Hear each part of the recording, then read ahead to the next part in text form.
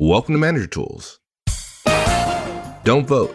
How to get group input on decisions. Part 1. Here we go. This cast answers these questions. What's the best way to get input during my meetings? Should I take votes on topics during meetings? How can I encourage everyone to comment during meetings? Well, if you want answers to these questions and more, keep on listening. This week's guidance is brought to you by our Effective Manager Conference.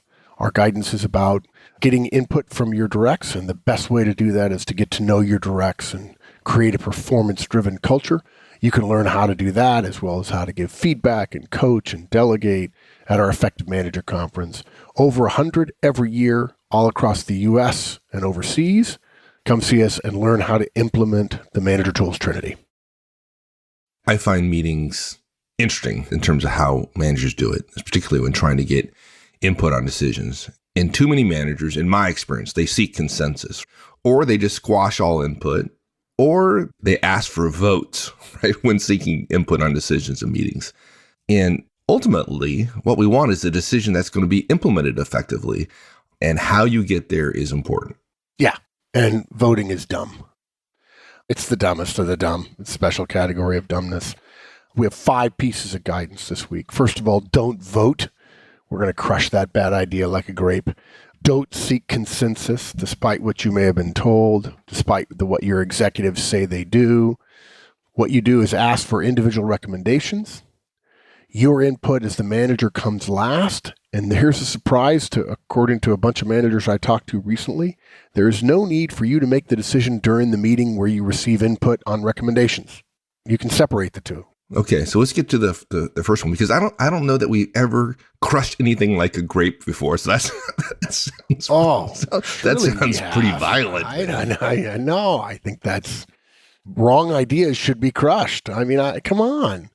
If I'm a young manager and I don't know what I'm doing, and I hear, for instance, we should manage millennials differently. No. We should manage Asians differently. We should manage women differently. Oh, no. It's all about the team. No, these things are all bad ideas and they're wrong. And so, yeah. Okay. One more to crush. Yeah, voting.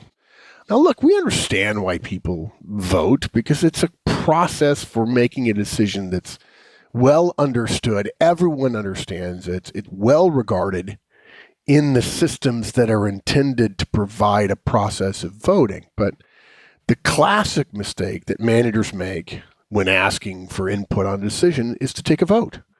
Folks, voting is not an effective process for modern organizational decision-making, period. Yeah, voting is a well-known, well-regarded decision-making process. Yes, no question. Thank God for voting, for the ability of democracy, if you will. And look, it makes sense. Its primary appeal is that voting is the ultimately inclusive decision process. And inclusion is such a popular word right now. There's lots of press about inclusion in the workplace. So therefore, inclusion, decision-making process, let's vote, right? Let's get everyone involved. Let's hear from everyone.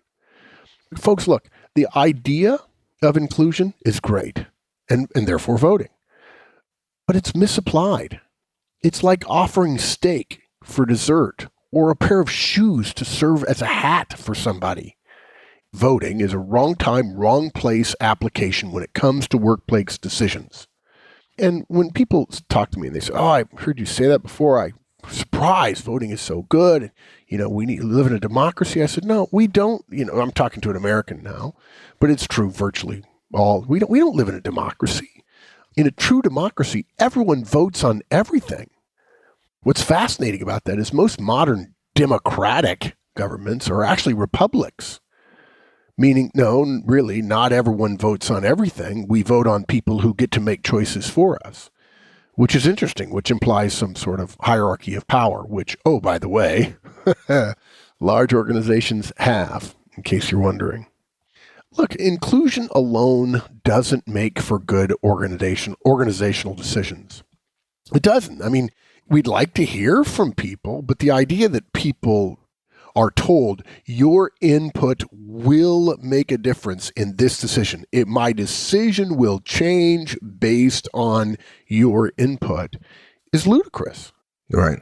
But you're not saying that we don't seek inclusion when it comes to soliciting input to those decisions. Of course not. Here's the subtlety. Voting is great when that's the way the system is set up, the political system in in democratic republics. But inclusion as an idea, together with the decision process in organizations, is the misapplication. Of course we want input. Holy Toledo, to have a manager, a leader who says to her team, I'm not going to listen to you. I mean, what are the chances that person is going to feel connected, trusted, valued, and so on? Not. And what's the first rule of behaviors for managers? Get to know your people. So to say I'm going to get to know my people, but I'm not going to include their ideas, their thoughts, their creativity, their experience, their history on my decisions is to slap them in the face. If you're telling them at the same time, I trust you, I care about you, I want to hear from you. And you're going to get worse decisions. Yeah, well, yeah. It's not effective either. Right? Well, there is a small percentage of people who believe, well, if I get to make all my own decisions, by definition, my decisions will be better than anything because I wouldn't want to be slowed down by the stupid people who work for me. I wouldn't want to be working for that person. Yeah, I know. Or be in that organization. Yeah. But let's not kid ourselves. That person exists. And of course, it's all built on fear. And anyway, inclusion is incredibly important for soliciting input. If Mike's my boss, I want Mike to include me with my ideas and thoughts on the things he does, particularly if he's going to make the decision, but I'm going to be involved in implementing it, okay? But voting on a decision, as opposed to including input, voting on a decision as a process is antithetical to the nature, the structure, the purpose of organizational life. Right. As if we're all equal in an organization. Exactly. Voting is based on equality. And in terms of decisions and power and influence, guys, you can wish for it all you want, but organizational members are not equals. We're not. If that were the case, we'd be a democratic republic. Now, you might be thinking, well, okay, Mike, I get it, right? I'm not going to take a vote because voting implies that, right, votes count. Right. So you say, well, I'm going to have everybody vote, but then I'm going to make the decision. Oh, that's a great idea. Yeah. Yeah, exactly. That's like a manager asking a question. Can I give you some feedback? And the director says no, and then you give it anyway. It's like, really? No, it's almost you almost have it perfect. So I asked you if you feedback and you say no. It's not enough for me then to give the feedback. What I say after you say no is I say, Mike, I don't really think you understand what's happening here. So let me ask my question again. This is a yes, no question, of course, to which I just got to know. And let's see if you can't come up with a different answer. That's the beauty of it, right? Let me just destroy the trust that we have. And then, by the way, give you some feedback, which in your head, you're basically thinking, go away, go away, go away, or something with much more choice words than that. And so I not only destroy trust, but you don't hear the feedback I wanted to give you anyway. So yeah, it's bad. Really, really, it's penny wise. It's penny foolish and pound foolish too. So look, guys, don't ever do that. The only thing worse than telling your team, we're going to vote, and whoever wins the majority of the vote gets that decision will be implemented by us. Just saying that makes my skin crawl. There is one thing worse than that, though, is to say, hey, guys, we're going to vote, but then I'm going to do whatever I want and overrule the vote whenever I want as well. Guys, people know what voting means. They only vote when they believe their vote counts, that the majority wins, or that the rules applying to whatever percentage you need to get in order to win apply to their vote. When you apply voting this way, when you say, I'm going to take a vote, but then I'm going to make a decision, your people are not voting, and they know it. What you're doing is actually confining people's choices and basically asking them for structured recommendations, but calling it voting and so confusing them, and then you're destroying trust as well. Are there any exceptions to this rule at all? Yeah. So there are a couple of caveats that are worth noting here that I think will be helpful for people. First, the exception that comes to mind most quickly is feel free to vote on things you don't care about much that also don't impact results. So, if it's unimportant, unrelated to your work, feel free to have votes. If you want your team to vote on the food at the party, the food at the party, or where they're going to have lunch, or a type of a social event to have at an offsite, or whether to have a Cinco de Mayo theme, a 4th of July theme, or a Bastille Day theme, or the type of cake for a birthday party, fine. Take a vote. That's not related to organizational imperatives.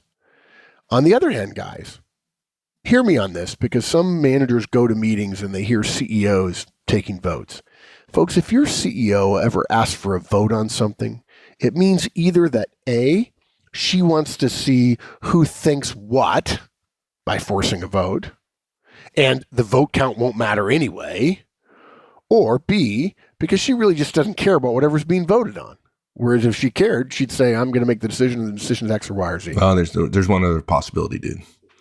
Or she already knows how everybody's going to vote, which is, in my experience, the most likely, right? Yes, exactly. Yes, a little bit of pre-wiring there, about which there's a podcast. Yeah.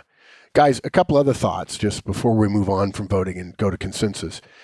If one of your directs makes a habit, without you prompting with the idea that there's some voting going on, makes a habit of describing their recommendations to you as votes, for example, I vote X, followed by their rationale, we recommend giving them negative feedback for that, just because you don't want them subconsciously thinking that they're voting, because they're not.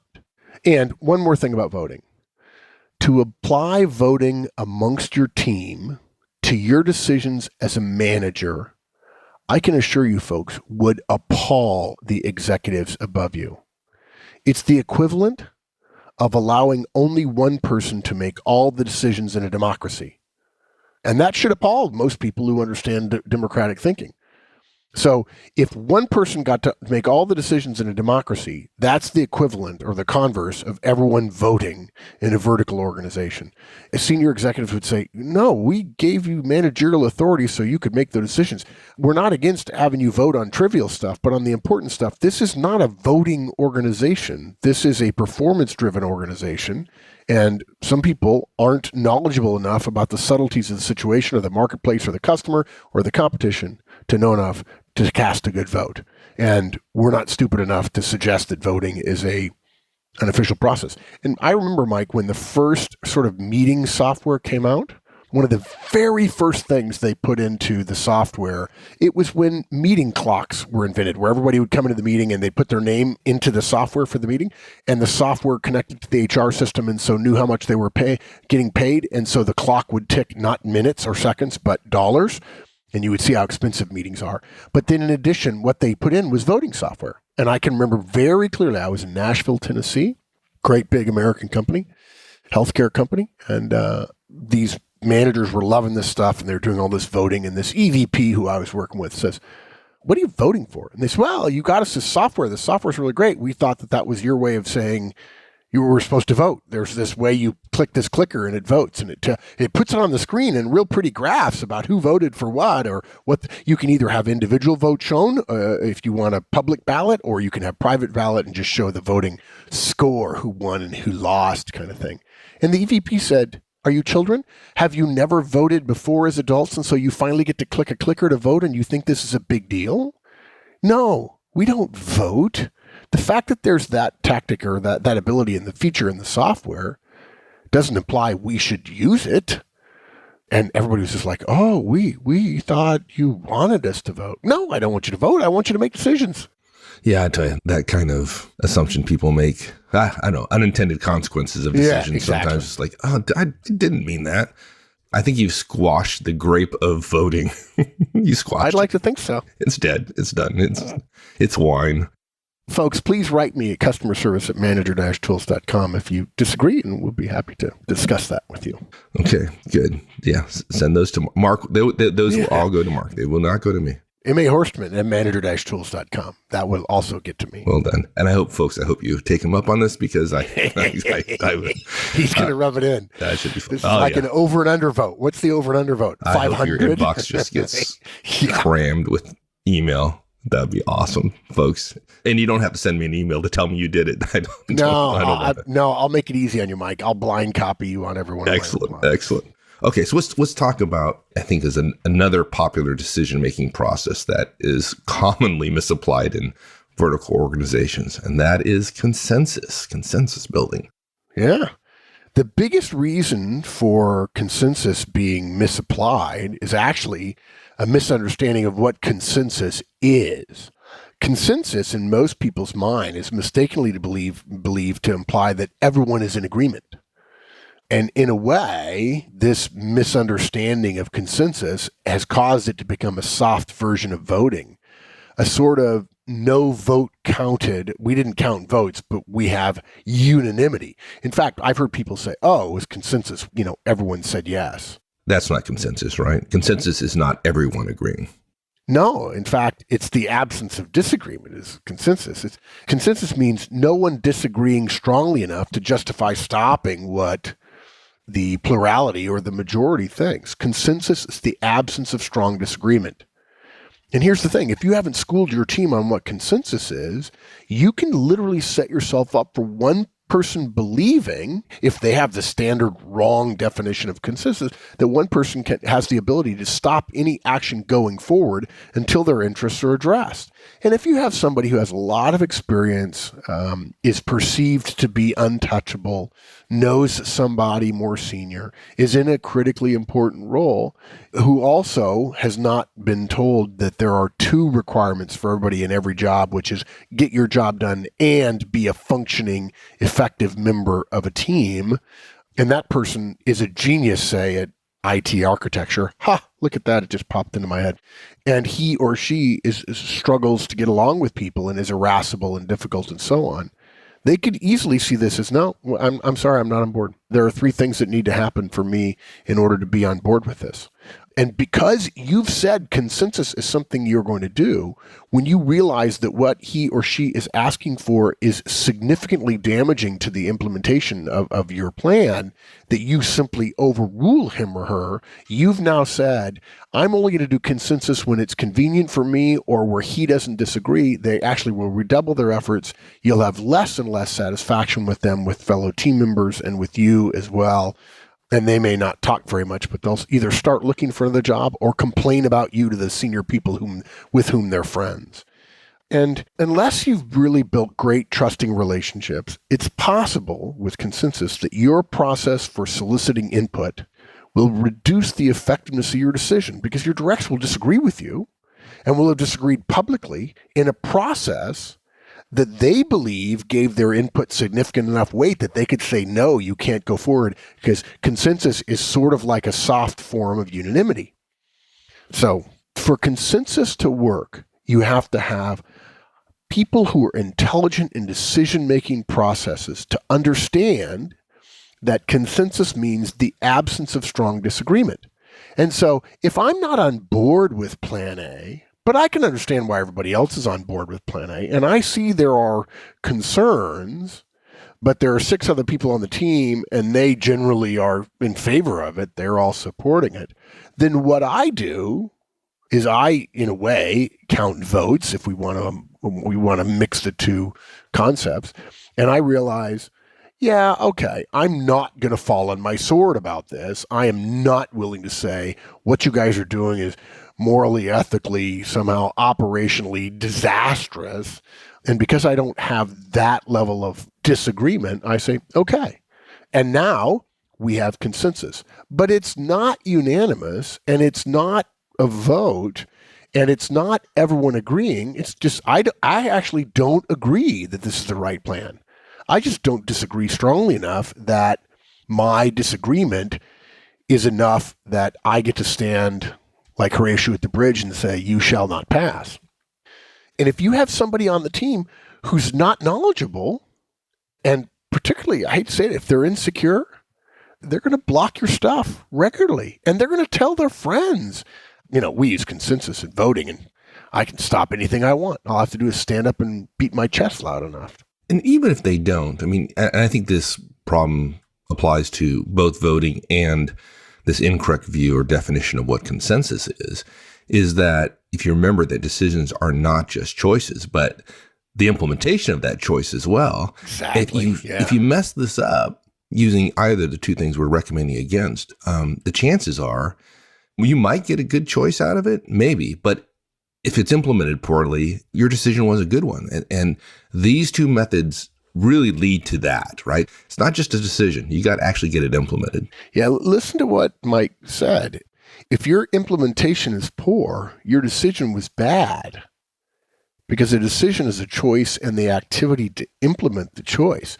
Choices alone are cheap. People make choices all the time and change their mind. Never do anything. The implementation. Right? Yeah, if you don't do it, you didn't make a decision. Oh, I've decided we're going to do X. And then X doesn't happen. Well, then you didn't decide because you actually have authority to create activity around your decision. And it's just not important.